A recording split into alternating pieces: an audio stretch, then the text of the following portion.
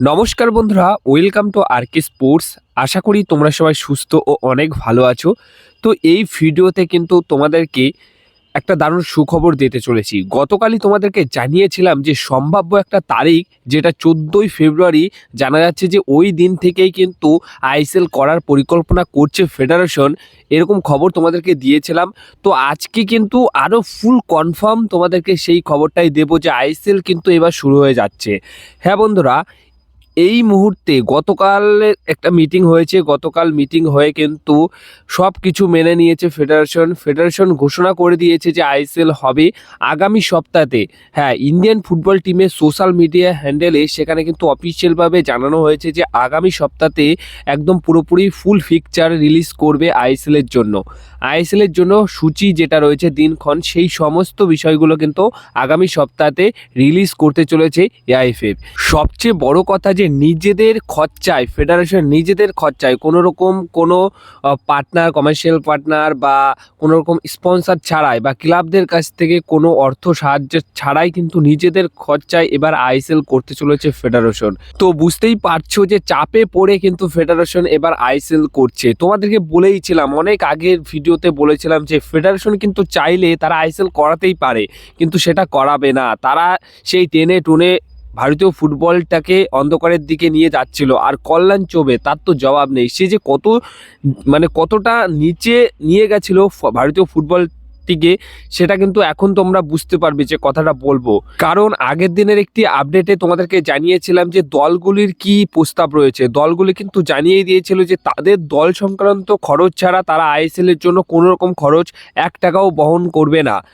Commercial partner করবে, না হলে সেটা ফেডারেশনকে দিতে হবে আইএসএল করার জন্য, এরকম কিন্তু পরিষ্কারভাবে জানিয়ে দিয়েছিল। তারপর আবার ফিফার কাছে যেরকম সুনীল ছেত্রীরা একদম ভিডিওর মাধ্যমে ফিফার কাছে আবেদন রেখেছিল যে তাদেরকে বাঁচান বা ইন্ডিয়ান ফুটবলটিকে নিয়ে কিছু করুন। এই অবস্থাতে তারা একটা খুব খারাপ অবস্থার মধ্যে রয়েছে।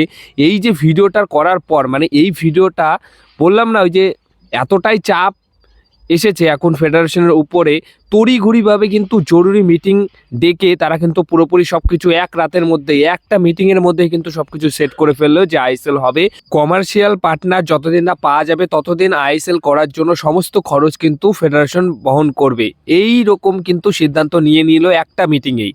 আর এই একটা মিটিংয়ে সব কিছু বদলে গেল। আর এতদিন ধরে এতগুলো মিটিং হলো, সুপ্রিম কোর্ট, এই কোর্ট, এই মিটিং, ওই মিটিং, তবুও আইএসএল এর সেই জটটা খুলছিল না। কিন্তু বন্ধুরা, এখন ক্লাবগুলি যেহেতু একদম চেপে ধরেছিল ফেডারেশনকে যে তারা এরকম কোনো খরচ বহন করবে না তাদের দল সংক্রান্ত ছাড়া, এবং ফিফার কাছে যেরকম কাতর আবেদন রেখেছিল সুনীল ছেত্রীরা সবাই ভিডিওর মাধ্যমে, আর এই প্রোটেস্টটাই কিন্তু ফেডারেশনকে এতটাই চাপ প্রয়োগ করে, যার কারণে কিন্তু তড়িঘড়িভাবে মিটিংয়ে সব কিছু ঠিকঠাক করে কিন্তু আইএসএল এর দিনক্ষণও ঘোষণা করে দিচ্ছে আগামী সপ্তাহে। আর যতটুকু সম্ভাব্য একটা দিন যেটা রয়েছে সেটা হচ্ছে 15ই ফেব্রুয়ারি থেকেই খুব সম্ভবত আইএসএল শুরু হচ্ছে, এইটুকু খবর রয়েছে।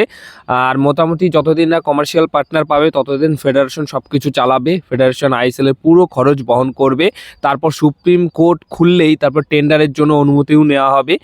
তো ততদিন অবধি কিন্তু আইএসএল এখন ফেডারেশন চালাবে। তার মানে তোমরা এখন বোঝো যে এই কল্যাণ চৌবে বা ফেডারেশন চাইলেই কিন্তু আইএসএল করাতে পারতো, অনেক আগে থেকেই আইএসএল করাতে পারতো, কিন্তু তারা করছিল না।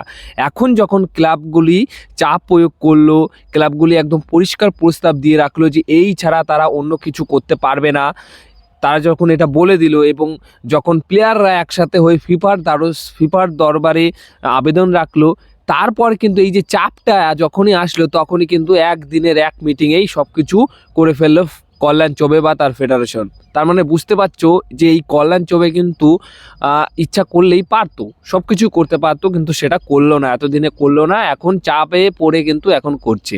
তো যাই হোক, চাপে পড়ে করুক আর যাই করুক, কল্যাণ চৌবে কিন্তু মোটামুটি আমার মনে হয় যে ফুটবল ফেডারেশন হিসেবে সে একজন যোগ্য সভাপতি নয়।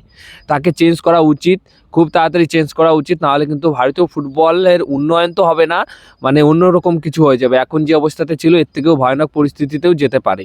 যাই হোক বন্ধুরা, আইএসএল শুরু হচ্ছে, একটা দারুণ সুখবর। আগামী সপ্তাহে পুরো ফুল ফিক্সার কিন্তু তোমরা পেয়ে যাবে, এটা তোমাদেরকে জানিয়ে রাখলাম।